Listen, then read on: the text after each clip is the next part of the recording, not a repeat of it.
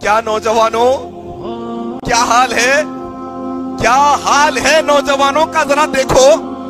نوجوان کہتا ہے یہی تو عیش و عشرت کے دن ہے، یہی تو عیاشی کے دن ہے، اب نہیں گھومیں گے پھریں گے عیاشی کریں گے تو کب کریں گے؟ نوجوانوں تم بھول رہے ہو، اگر یہ جوانی کو تم صحیح جگہ انویسٹ کرو گے، صحیح جگہ کھپاؤ گے، صحیح جگہ لگاؤ گے، اللہ کے نبی کہتے ہیں اللہ تبارک و تعالی قیامت کے دن کوئی عرش کا سایہ نہیں، وہ نوجوان کو عرش کے سائے میں جگہ دے گا جو اپنی جوانی کو اللہ کی عبادت میں گزارتا ہے۔ اللہ اکبر۔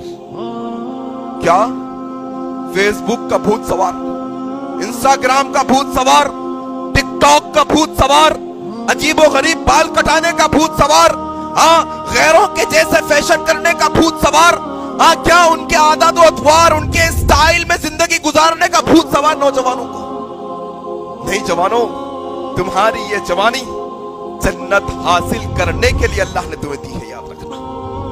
کیا کہا اللہ کے نبی نے؟ قیامت کے دن 5 سوال ہوں گے، زمین نہیں چھوڑے گی۔ دوسرا سوال کیا؟ اپنی زندگی کے جوانی کے حصے کو کہاں کھپا کے آئے، کہاں لگا کے آئے، یہ بتاؤ۔ اللہ اکبر۔ کہاں لگائے؟ زناکاریوں میں لگائے یا اللہ کی عبادت میں لگائے؟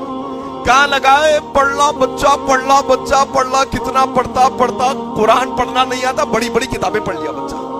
کہاں لگا کیا ہے جوانی؟ بتانا پڑے گا قیامت کے دن، بتانا پڑے گا۔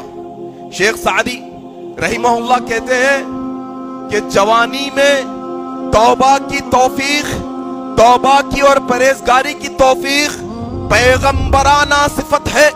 شیخ سعدی رحمہ اللہ کہتے ہیں جوانی میں توبہ کی اور پرہیزگاری کی توفیق ملنا، ہدایت ملنا پیغمبرانہ علامت ہے، پیغمبرانہ عمل ہے۔ بڑھاپے میں تو ظالم سے ظالم بھیڑیے بھی پرہیزگار بن جاتے ہیں۔ اللہ اکبر۔ جھک جاتا ہے آدمی ظالم بڑھاپے میں، جوانی میں جھکنا اللہ کے پاس اصل مسئلہ ہے، جوانی میں توبہ کرنا اصل مسئلہ ہے، یاد رکھنا۔ اپنی جوانیوں کو اللہ کی عبادت میں لگاؤ، جتنا ہو سکتا ہے تم سے تم ضرور بضرور اللہ کی عبادت میں اپنے وقت کو لگاؤ۔ رب اشرح لي صدري ويسر لي أمري واحلل عقدة من لساني